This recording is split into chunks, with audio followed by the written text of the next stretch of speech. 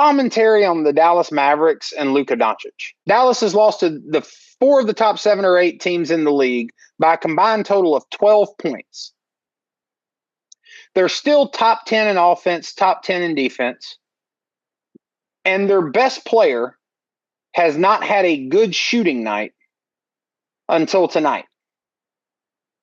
I'm not like fretting about where Dallas is going to be, come the All-Star break. I think come the All-Star break, Dallas is going to be right there in the thick of it at the top of the Western Conference. It's the Dallas' struggles. I was somewhat critical of Luka. Luka looked like he was cruising to me. The reaction swings in this entirely opposite direction. And I don't even know that they're Mavs fans. I just think they're internet trolls. We're talking about Luka as though the guy who averaged 34, 10, and 9 last year, finished 3rd in MVP, carried his team to the NBA Finals, has been first team All-NBA 5 straight years, and the only year he wasn't first team All-NBA, he won Rookie of the Year. We're talking about the Mavs as though they would be a better team without him. And I'll focus specifically on one person that really pissed me off. And it was Kevin O'Connor.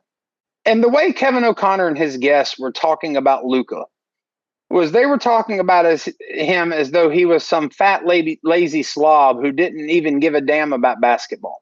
These are 2 guys who've probably never played a minute of competitive basketball in their entire life, judging one of the best basketball players in the world in the harshest sense imaginable. It's way over the top. It's clickbait. It's designed to get them views. But the point is that there's a difference between someone not trying hard, not caring, and someone working to find their place in a new offensive system, especially when that person has never played the style of basketball a minute in their life. You're talking about arguably the best offensive basketball player in the entire world.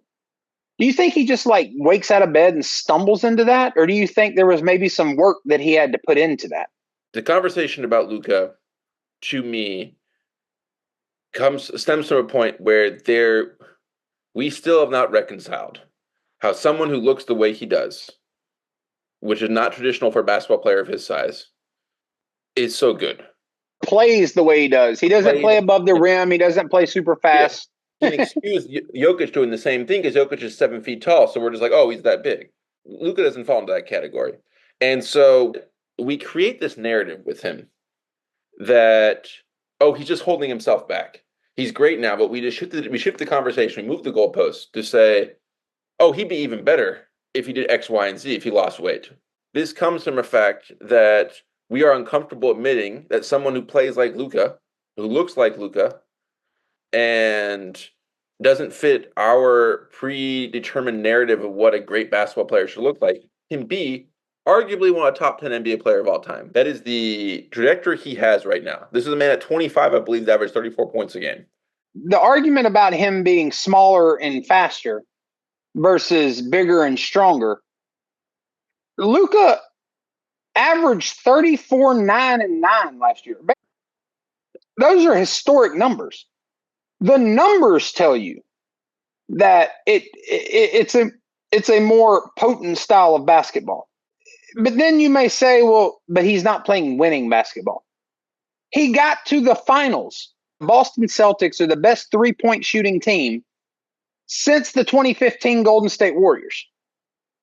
To say that he couldn't beat them does not equate to he doesn't play a winning style of basketball.